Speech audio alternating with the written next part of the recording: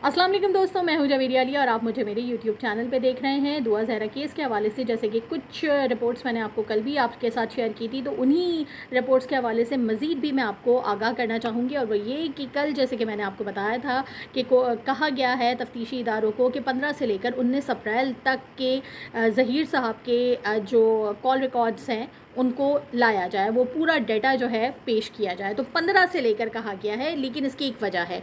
दुआ जो है वो 16 को गायब होती है, लेकिन ज़हीर का 15 से इन्होंने डेटा कहा है कि कलेक्ट किया जाए। क्यों? क्योंकि ज़हीर का एक रिश्तेदार, वक़ास नाम का रिश्तेदार, तहकीकाती इदारों ने के हाथ लगा है, जिसने ये बताया है कि दुआ के अगवा से एक दिन पहले ज़हीर और उसकी वालदा कराची आए थे उसके घर। ये कराची में ही रिहाइश पजीर इनके रिश्तेदार हैं, जिनसे ज़हीर और उनकी फ़ैमिली सालों से नहीं मिली। मतलब कोई 14-15 साल से इन लोगों से कोई रब्ता नहीं रखा और ना ही इन लोगों से मिले हैं।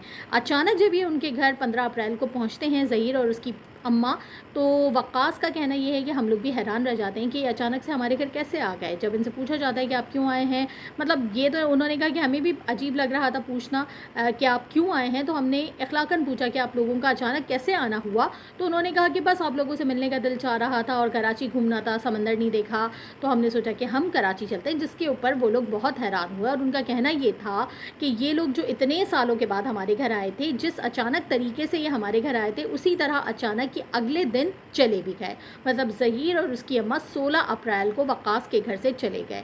वक़ास से मज़ीद तफ्तीश भी की जा रही है, लेकिन अभी तक की जो रिपोर्ट्स हैं उनके हिसाब से यही कहा जा रहा है कि वक़ास का इस अगवा के केस में कुछ लेना देना नहीं है। क्योंकि जब वक़ास को बुला के तहकीकाती इदारों ने मालूमात लेने की कोशिश की और उसे पूछा कि अगवा में क्या उसका भी हाथ है, तो उसको पता ही नहीं था कि कोई लड़की ज़हीर और उसकी माँ के हाथों अगवा हो चुकी है, या दुआ ज़हरा के अगवा होने में, उसके गायब होने में ज़हीर या उसकी अम्मी का हाथ हो सकता है।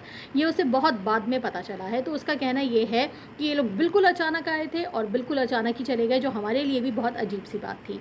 अब जब इन्वेस्टिगेशन ऑफिसर से पूछा गया कि ज़हीर के कॉल रिकॉर्ड्स के हवाले से जब उनसे सवाल किया गया, तो उन्होंने ये कहा था कि जो ज़हीर ने मोबाइल दिया था उसके हिसाब से ज़हीर की कराची में मौजूदगी साबित नहीं हो रही। क्योंकि ज़हीर साहब ने जो मोबाइल नंबर पुलिस वालों को दिया था, वो मोबाइल मोहतरम अपना लाहौर में ही छोड़ कर आए थे, और कराची जो वो मोबाइल लेकर आए थे उसके साथ उनके पास 6 से 7 सिमें मौजूद थी।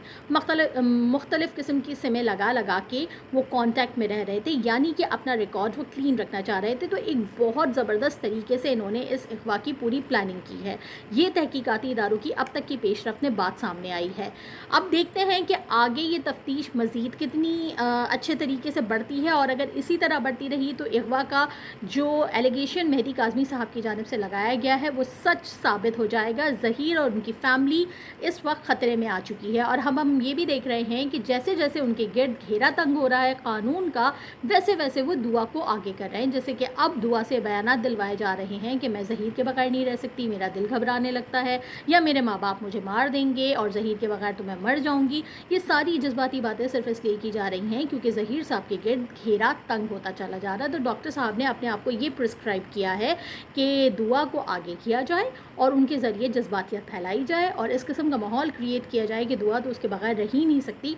मुकम्मल तौर पे जब आगे भी तफ्तीश आगे बढ़ेगी तो ये कह सकते हैं कि हम तो दुआ को नहीं ले जाना चाहते थे, ये दुआ ख़ुद आई है, क्योंकि वो तो मेरे बगैर रह ही नहीं सकती, जिस किस्म के बयानात अभी दुआ से दिलवाए जा रहे हैं।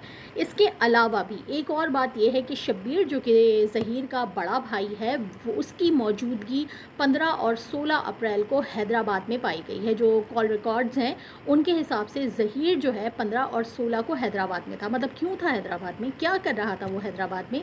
ज़हीर और उसकी माँ कराची में, शब्बीर हैदराबाद में, दुआ घर से गायब।